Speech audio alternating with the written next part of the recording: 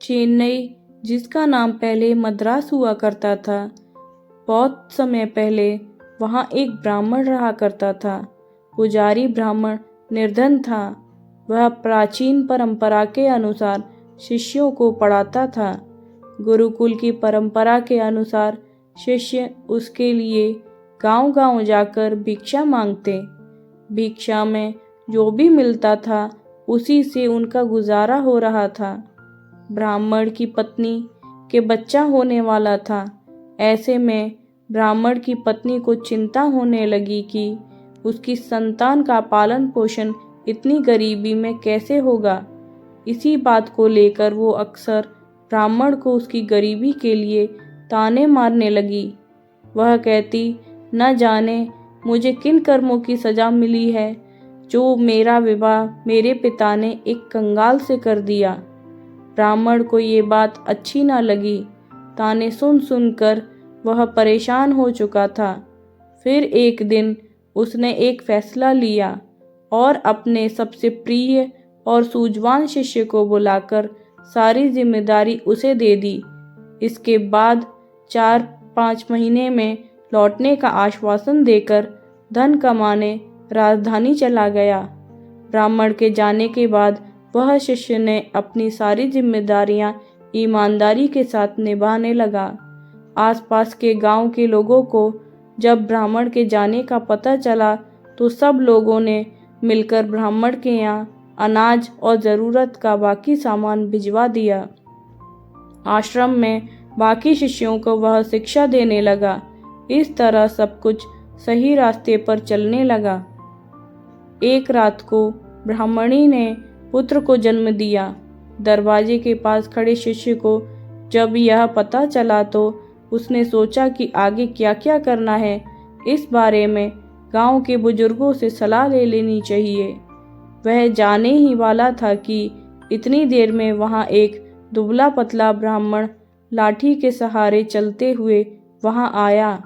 उसकी वेशभूषा देखकर शिष्य को लगा शायद वह कोई भिखारी है।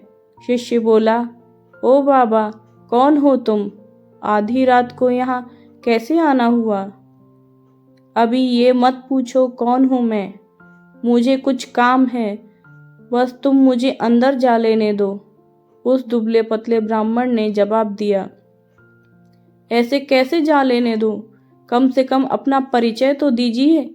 और भला आप इस स्थिति में एक असहाय स्त्री के पास कैसे जा सकते हैं आप? शिष्य दरवाजे पर रास्ता रोके हुए खड़ा था। ब्राह्मण ने हंसते हुए जवाब दिया, तो सुनो, मैं विधाता हूँ, सबका भाग्य लिखने वाला। आज यहाँ बच्चा पैदा हुआ है तो बस उसी का भाग्य लिखने चला आया।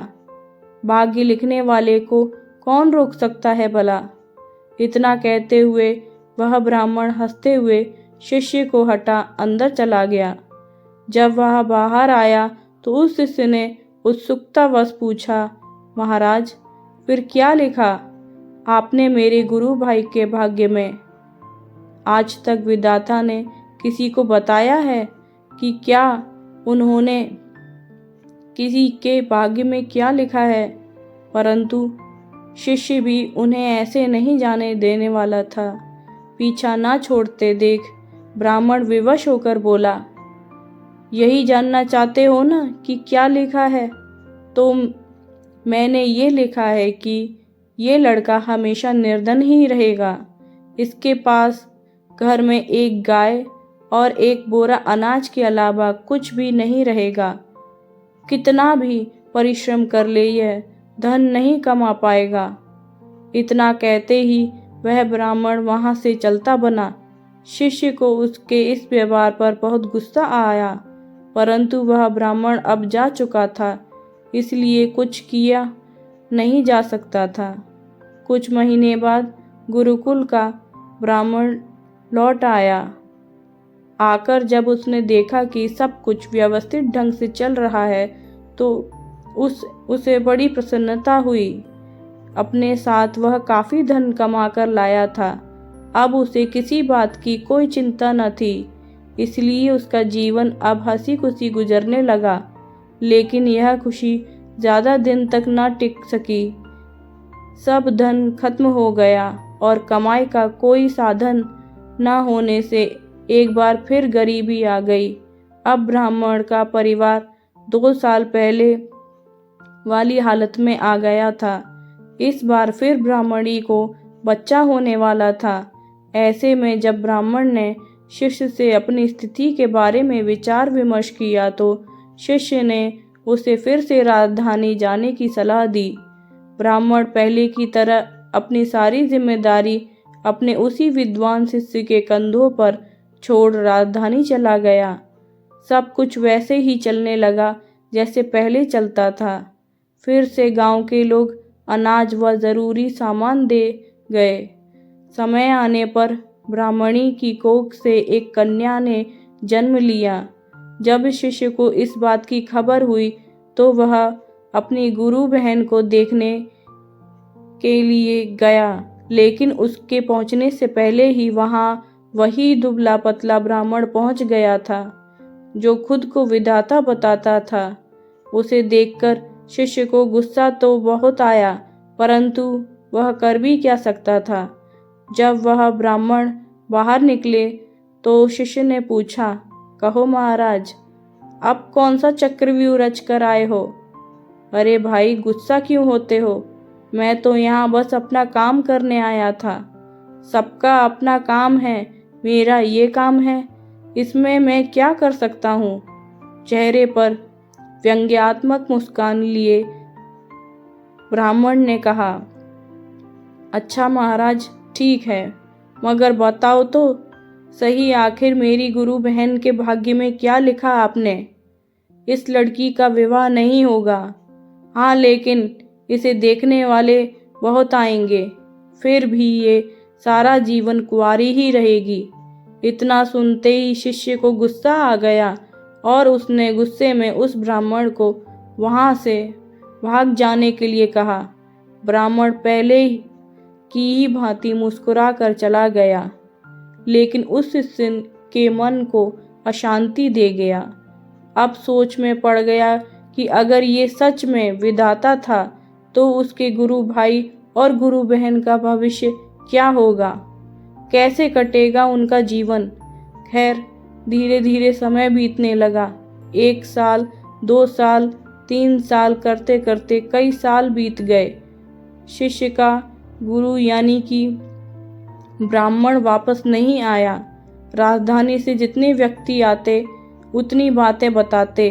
कोई कहता ब्राह्मण की मृत्यु हो गई है, कोई कहता वह अपनी पत्नी से परेशान थे इसलिए संन्यास लेकर जंगलों में चले गए हैं। शिष्य ही ब्राह्मण के घर और गुरुकुल की सारी जिम्मेदारी संभाल रहा था। सबके साथ साथ उसने अपने गुरु भाई और गुरु बहन को भी शिक्षा देकर उन्हें शिक्षित किया। 18 साल बीत चुके थे। ब्राह्मणी का पुत्र 20 वर्ष का हो गया था। शिष्य को लगने लगा कि अब उसका गुरु भाई गुरुकुल की व्यवस्था संभालने लायक हो गया है। इसी विचार से अब शिष्य अपनी सारी जिम्मेदारी उसे देकर वहां से विदा लेना चाहता था। ब्राह्मणी व उसके पुत्र और पुत्री ने उस शिष्य को रोकने का बहुत प्रयास किया, मगर वह सब व्यर्थ था। शिष्य जब जा रहा था तब गुरु भाई उसे छोड़ने कुछ दूर तक उसके साथ गया।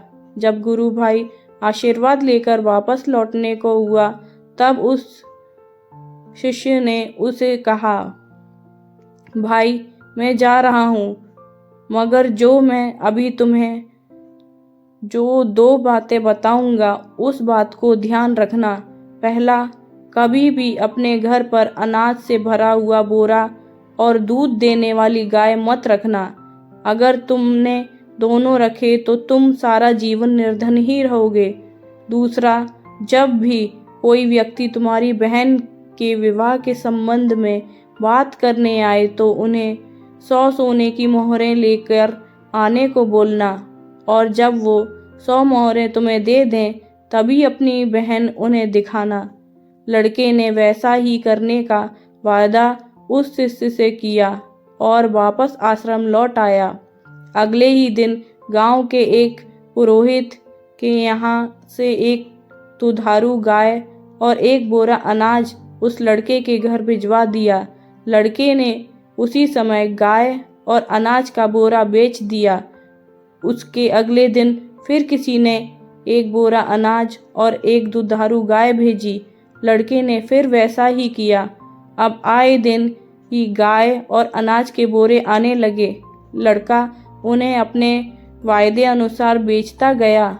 इससे उसका भाग्य बदल गया और जल्दी ही वह अमीर हो गया। थोड़े ही दिनों में उसकी बहन के विवाह की उम्र भी हो गई थी। विवाह के लिए कई लोग लड़के को संपर्क करने लगे। उस लड़के को अपना वायदा याद था। उसकी बहन को जो भी देखने आता वह उससे 100 स्वर्ण मुद्राएं ले लेता। इस तरह वह और भी धनी हो गया। उनका जीवन सुखमय हो गया। इसी तरह कई साल बीत गए। एक दिन उस शिष्य का मन हुआ कि क्यों ना अपने गुरु के परिवार को देख आए, देख लिया जाए कि उनका भाग्य कैसा चल रहा है।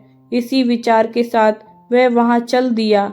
अभी वह गांव के बाहर ही पहुंचा था कि उसे वही दुबला पतला ब्राह्मण एक गाय, एक बोरा अनाज और पोटली में मुद्राएं ले जाते हुए दिखा। शिष्य ने आवाज लगाते हुए कहा, अरे महाराज, कहाँ जा रहे हैं? ब्राह्मण ने उसकी ओर देखा और गुस्से में ऊंची आवाज में बड़बड़ाते शुरू कर दिया, आ गए जले पर नमक छिड़कने। देख लो, ये सब तुम्हारा ही किया धरा है। रोज एक दूध देने वाली गाय, एक बोरा अनाज और 100 मुद्राएं देते देते मेरी ऐसी की तैसी हो रही है। दिमाग काम नहीं करता कि तुम्हारे इस चक्रव्यूह से कैसे निकलूं। मेरा चक्रव्यूह? महाराज, आप भूल रहे हैं कि भाग्य तो आप लिखते हैं। फिर भला मैं कैसे आपको किसी भी चक्रव्यूह में फंसा सकता हूँ? शिष्य ने चुटकी लेते हुए कहा, बेटा, मैं तेरी बुद्धि से हार चुका हूँ। मेरी सहायता कर और मुझे इस झंझट से निकाल। झंझट से निकालना है तो ये उन दोनों की भाग्य की रेखाएं मिटा दीजिए। आप तो जानते ही हैं, ये कलयुग है। आज का इंसान स्वयं अपनी बुद्धि से अपना भाग्य बनाता है। उदाहरण आप देख ही रहे हैं। ऐसे कैसे मिटा दूं मैं भाग्य की रेखाएं? तो फिर उठाइए झंझट, मैं कुछ नहीं कर सकता। अरे नहीं बेटा, मेरा कुछ ख्याल करो। कब तक इसी काम में फंसा रहूंगा मैं भी मजबूर हूँ महाराज। अपने गुरु को वचन दिया है कि उनके परिवार का ख्याल रखूंगा। अब ऐसे में उनका साथ कैसे छोड़ दूं? वैसे भी इस दुनिया में कुछ पाने के लिए कुछ खोना ही पड़ता है। और फिर मुझे तो अपनी बहन का विवाह भी करना है। अगर आप मेरी बात मान लें तो मैं आपको अपनी समस्या का हल मिल जाएगा। कुछ देर सोच विचार करने के बाद उस ब्राह्मण ने गाय, अनाज का बोरा और मुद्राओं की पोटली उस शिष्य को दे दी और बोला, जाओ, मिटा दी उनकी भाग्य की रेखाएं। तुम्हें उनका जैसा भी भविष्य बनाना है बना लो, मैं कोई रुकावट नहीं डालूंगा। लेकिन हाँ, मेरी एक विनती है कि इस बारे में तुम किसी को बताना नहीं तो कोई भी मेरा आदर नहीं करेगा, किसी को मेरा भय नहीं रहेगा, जिसके कारण कोई मुझे याद नहीं करेगा। इतना कहते हुए वह ब्राह्मण चला गया जो खुद को विधाता बता रहा था। तो दोस्तों, इससे ये तो सिद्ध हो गया कि आप ही हो जो अपनी बुद्धि से अपना भाग्य बदल सकते हो।